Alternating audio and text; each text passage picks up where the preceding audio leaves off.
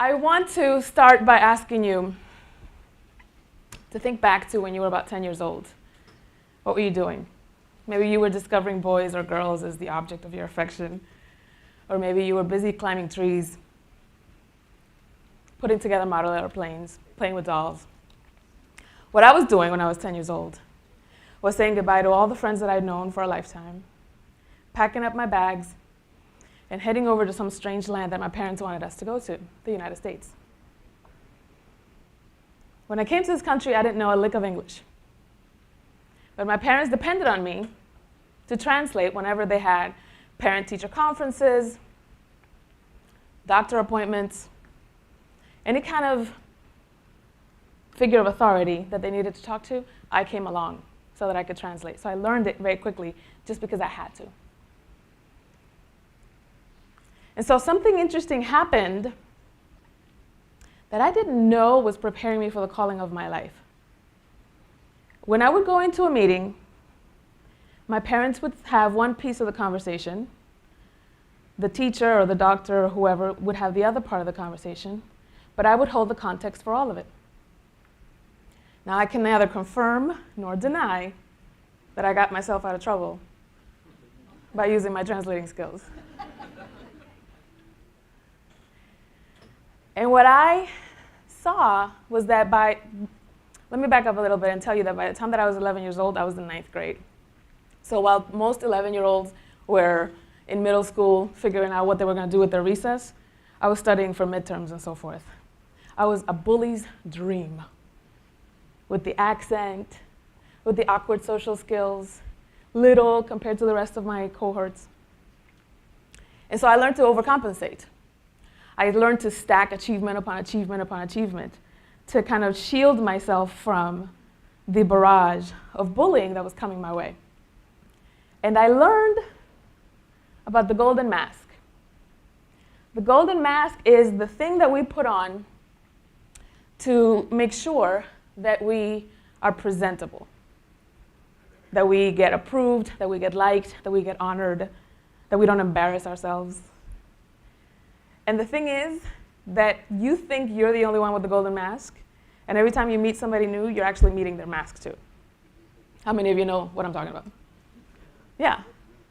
So your mask may have achievements, and it may have accolades, and it may have diplomas like mine did. Other people's may be their relationships, or perhaps their athletic prowess, or perhaps their humor, right? So everybody has different characteristics for their masks. And so we walk around every time that somebody takes off their mask, and every time somebody reveals a piece of themselves, every time that somebody gets vulnerable and honest and raw, we're all like, wow, that was awesome. And we feel so connected. And then we're like, that was great. Back to now, back to the mask. And we go around with the BS conspiracy. I will buy your BS if you buy mine. So high-achieving, top-performing leaders typically have to deal with paradoxes, typically have to deal with oxymorons. We have to deal with the fact that we want to be out there and achieving, and at the same time have to manage some of the dark side of success. Somebody earlier mentioned the dark side of success. And sometimes we do not reveal the soul-sucking, mind-bending design and redesign that we have to do to ourselves, to our mental state, to our discipline, to our relationships in order to show up as cleanly and as politely as we do.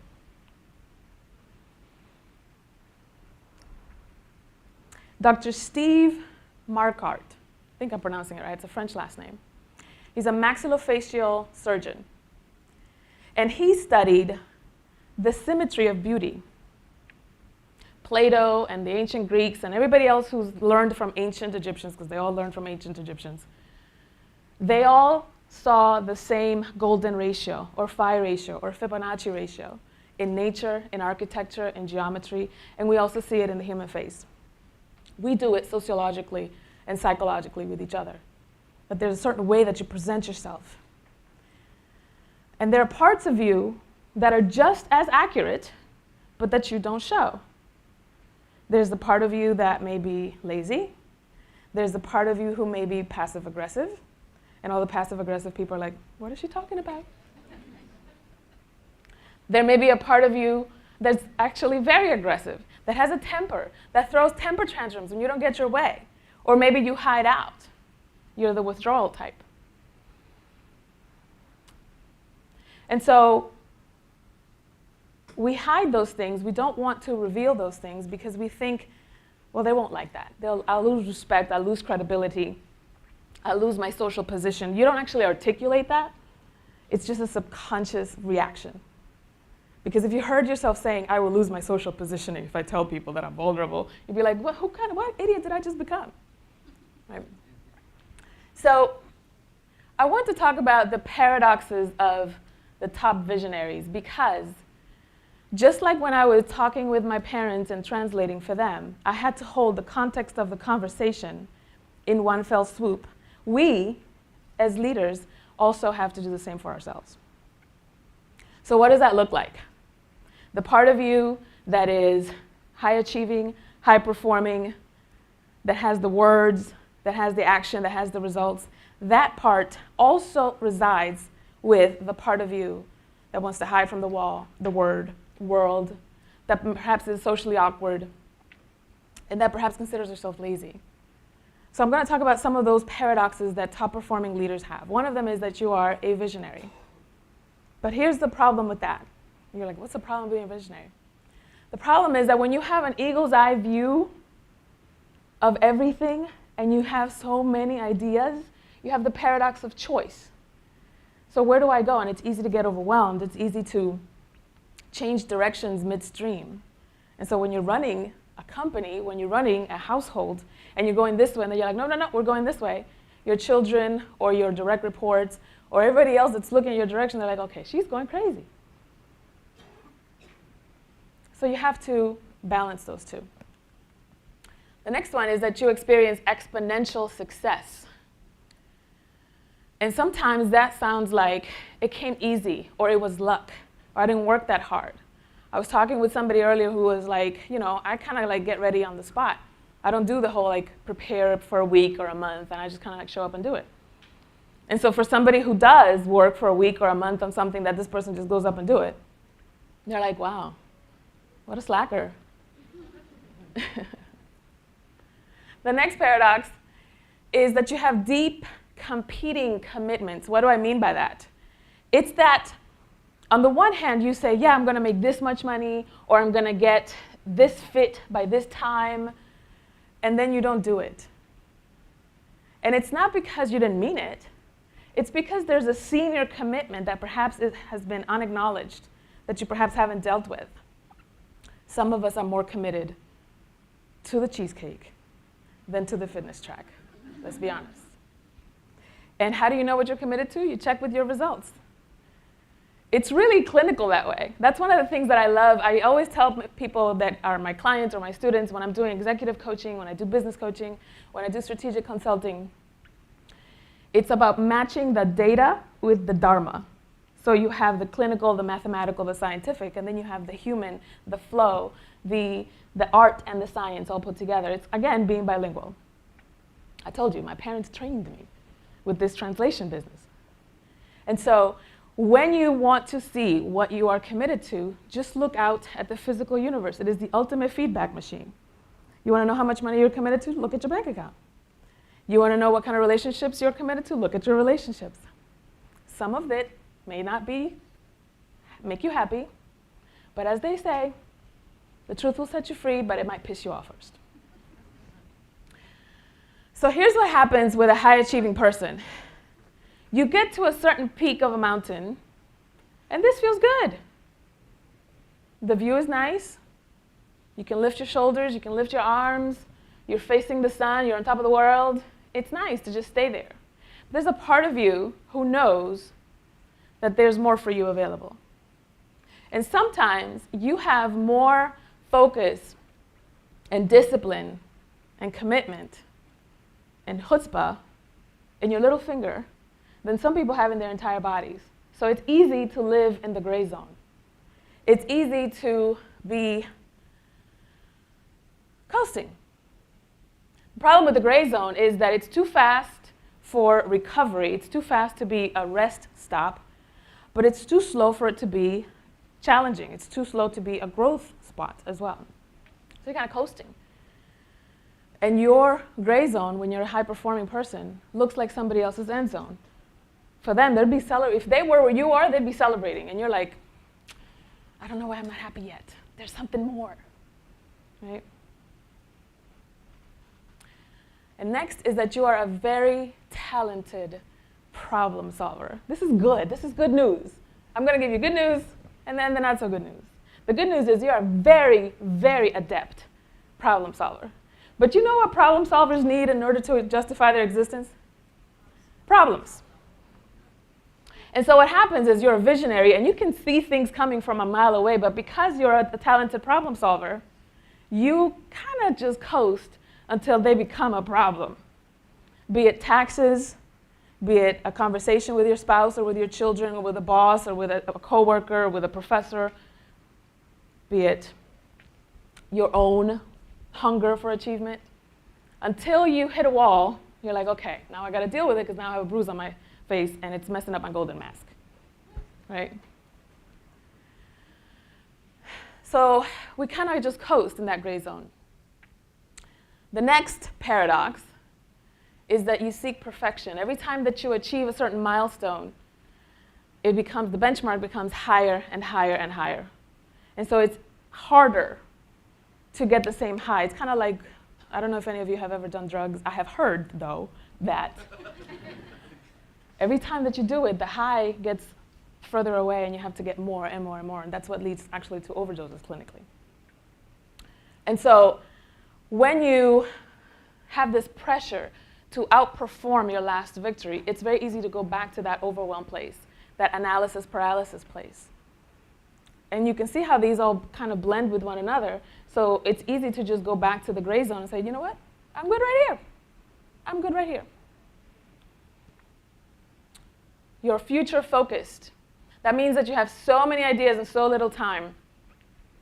And you sometimes forget the wake that you leave behind. One time I was talking to the former CEO of Keurig. You know what that company Keurig, they make the coffee machines? And she was in the lunchroom one day and she was looking at one of their machines and she was like, wow, I wonder what would happen if we have the brew button in the front instead of on the side.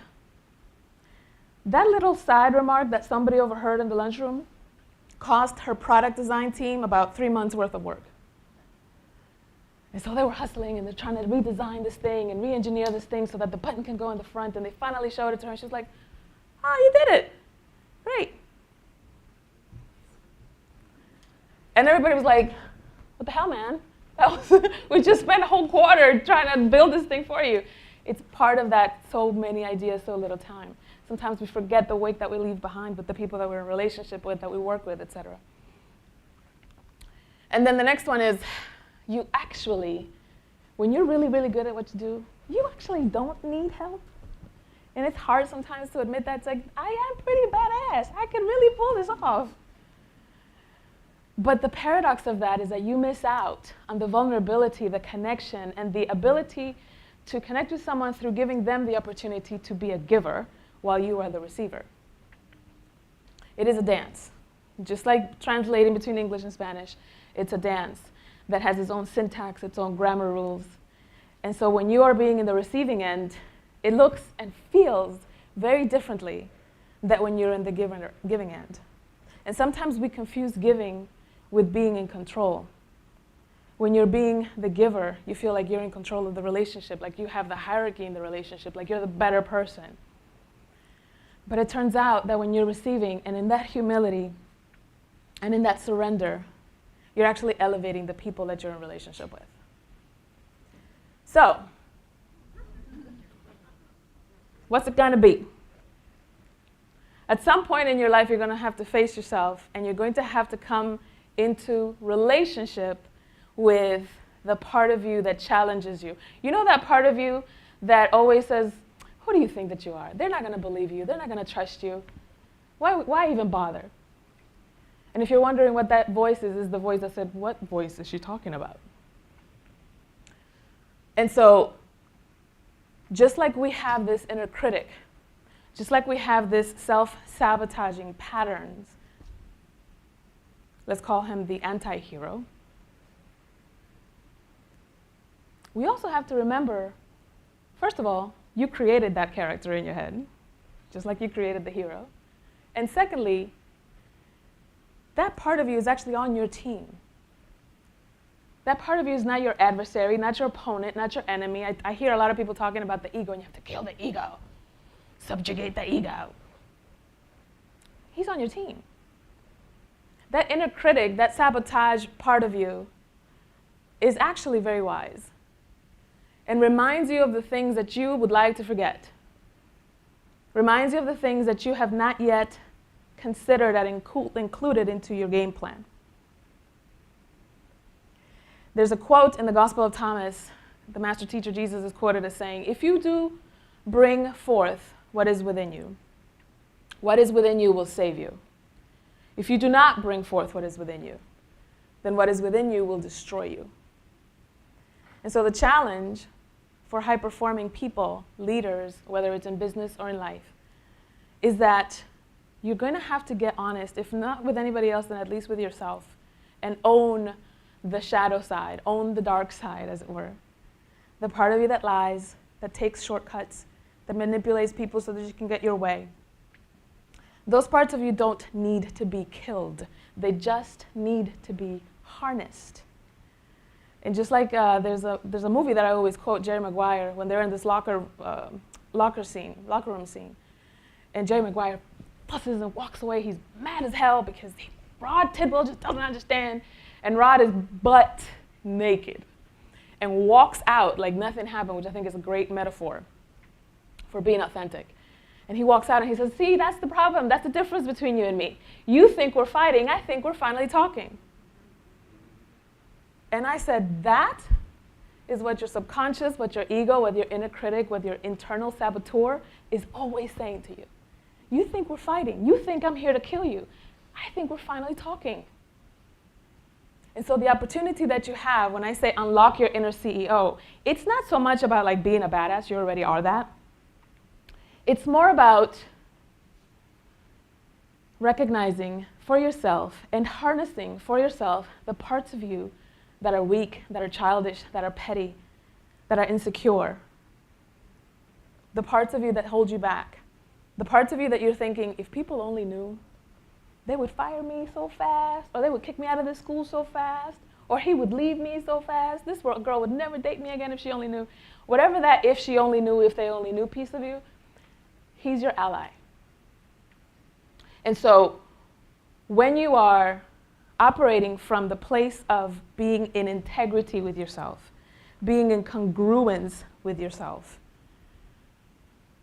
you're not hiding that thing and you're not subjugating that thing. You're harnessing it. And then eventually, after it's all done and said and done, what's that so hard? You know, we sometimes are so afraid of this moment when you're finally going to tell your truth and you're like, and your breath and everything in you tenses up and you're like, okay, here we go, here it is. And then when you finally let it rip, the people around you are like, I'm glad you finally said something because everybody out here knew. And you create connection in that way, but you also create respect. And you create permission for others to do the same. I'm sure there's a quote out there about creating permission for others to do the same. This is what's happening in today's changing world. You can look online, you can look at the news, and every generation says this. This is not unique to 2016. This is not unique to this generation. And you're like, what the hell? The world is going to hell in a handbasket. And the inner saboteur, the inner critic, says, and what are you going to do about it? Well, what can I do about it? That's a great question, but not rhetorical, but like the beginning of a plan, like the beginning of something special, like the beginning of your calling for life.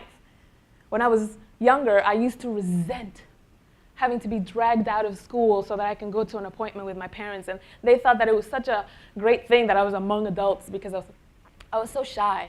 And it was like, she'll do better with adults, but that actually exacerbated the social awkwardness that I felt. And here it is, a couple of years later, and I didn't realize that the thing I hated so much, the thing that made me feel like such a prey in front of other school kids, was actually engineering the rest of my life.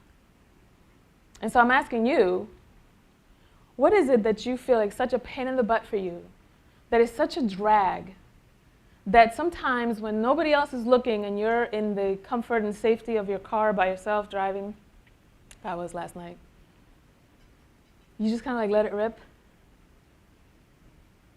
That part of you is your friend. And if you would dare to engage in a meaningful, honest conversation with yourself about the pieces of yourself that you have not yet integrated, about the pieces of yourself that you have not yet made peace with, you will find that you become far more powerful, but also far more effective in the world. And so when you're building this kingdom called I'm going to switch that one for a second. Here we go. When you're building your kingdom, you have different rooms. In the Bible it says, in my Father's mansion there are many rooms. And so your life has many rooms as well. The family room, the relationships room, the achievement, the professional, the financial room, etc. And you just have to get very clear about what goes in it and what doesn't go in it. Because the last paradox of a high-performing person is that you sometimes end up missing out on the truth. The higher you rise, the harder it can be for you to open up to other people around you, and the harder it can be for them to speak their truth to you. And so you're not just doing this because you're noble and a nice person. You're doing this because you're intelligent, because you know this works, and because you know what's at stake. It may be your marriage, it may be your relationship, it may be your business, it may be the health of your team. But something is at stake that's strong enough to let you get out of your own skin and redesign yourself and integrate the parts of you that you don't like to look at. And in so doing, you create permission for others to integrate themselves and live in integrity. And perhaps, if we do that together and we elevate each other's consciousness, we can actually dance together. Thank you.